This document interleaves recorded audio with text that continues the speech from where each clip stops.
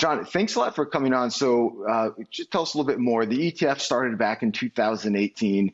Certainly, some very interesting changes to the global economy have happened since then. So, what is the high-level overview of how the sector has changed, and how has that impacted the ETF?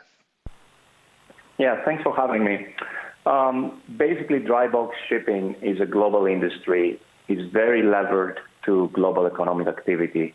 And it's very easy for someone to understand that with the global pandemic, that had a detrimental impact in global trade, and as a result, in dry bulk shipping. That happened earlier in the year. Dry bulk shipping is very levered to the Chinese economy. And as most people know, by now, China was the first economy to at least partially recover from the pandemic.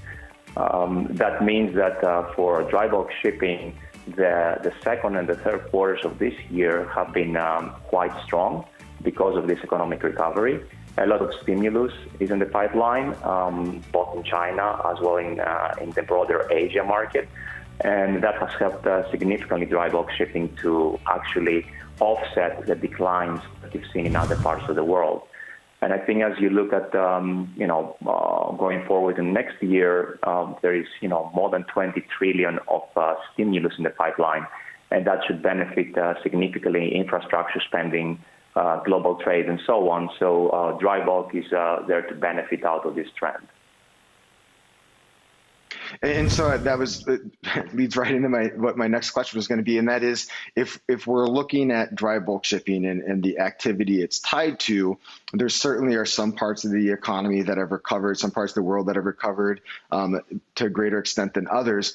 So it's sort of the next shoe to drop. What should we be keeping track of to maybe give us an indication we can see some picked up volumes in the dry bulk shipping space? Is it government stimulus? Should it come from individual businesses or a certain sector, consumer discretionary, starting to get back a little bit here in terms of recovery? What should we be looking at if we're trying to keep a finger on the pulse of an indication of demand for dry bulk shipping? So that's a very good question, because dry bulk shipping can be viewed as a leading indicator of economic activity. Think about that. The number one thing that drives economic activity, especially in the Eastern world, is basically infrastructure spending, construction, manufacturing.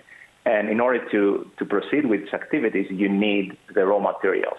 One of the most important raw materials in the world is iron ore, which is basically the main ingredient to manufacture steel, which goes to most of the infrastructure projects out there.